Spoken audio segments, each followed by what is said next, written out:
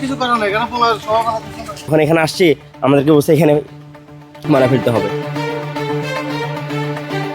সামান্য বৃষ্টিতে যখন শহর পানির নিচে তলিয়ে যায়, আমাদের তর্জনী ওঠে পৌরসভার দিকে। সামাজিক যোগাযোগ মাধ্যম ফেসবুকে গালিগালাজ এবং সমালোচনার ঝড় বয়ে যায়।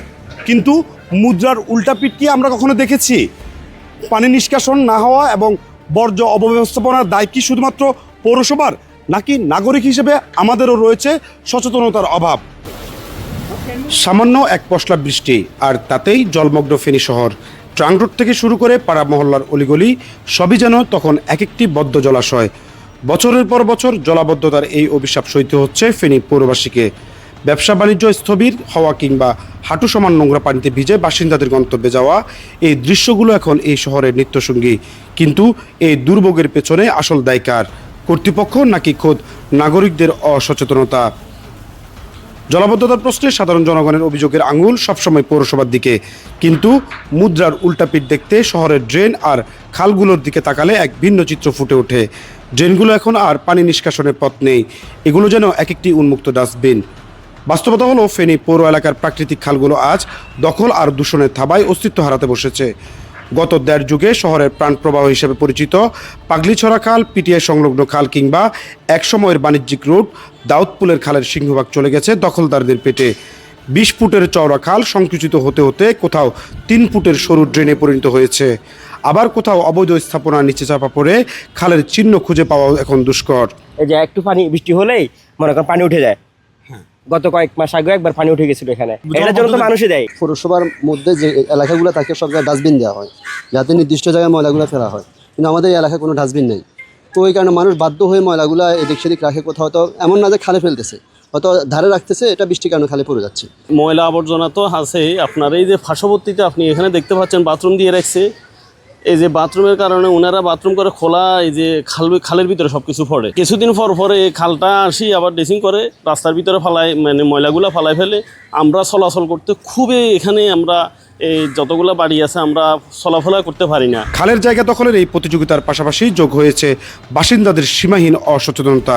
খালের বর্তমান অবস্থার দিকে তাকালে বোঝার উপায় নেই এটি পানি প্রবাহের পথ নাকি বর্জ্য ফেলার ভাগাড়। পলিথিনের বিশাল স্তূপের পাশাপাশি প্রতিদিন এখানে ফেলা হচ্ছে পুরনো তোষক, বালিশ থেকে শুরু করে ডাব ও নারকেলের খোসা।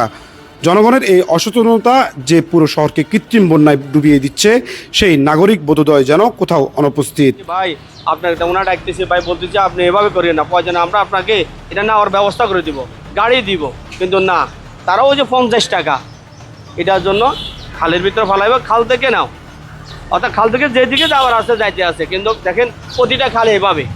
আমরা পাগলিছড়া খাল পরিষ্কার করছি, তারপরে এই মধুপুর খাল পরিষ্কার করছি। এখন দেখেন এখনও দেখবেন বাসমান ময়লা বাসতেছে।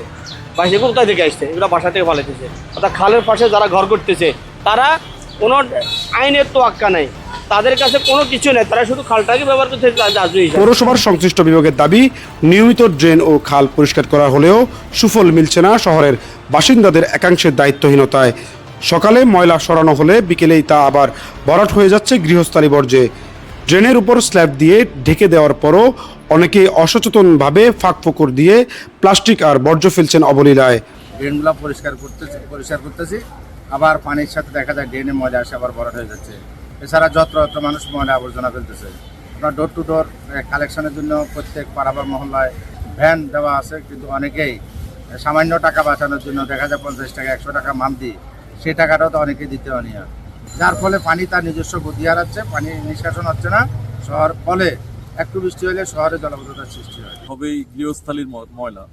সেখানে আপনারা দেখবেন যে প্রচুর পরিমাণ পলিথিন আছে, আপনার খাওয়ার প্যাকেট আছে, তারপরে আপনার শাকসবজি আছে, আবার বাসাবাড়ির আপনার পুরানো জামা কাপড় বা বালিশ, ল্যাপ, কুসব, কম্বল সবই আপনারা দেখতেছেন যে খালের ভিতর ফেলছে।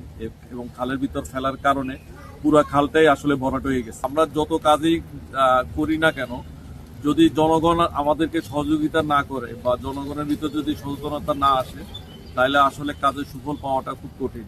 বর্ষা মৌসুমে ড্রেনেজ ব্যবস্থাটা ব্যাহত হচ্ছে।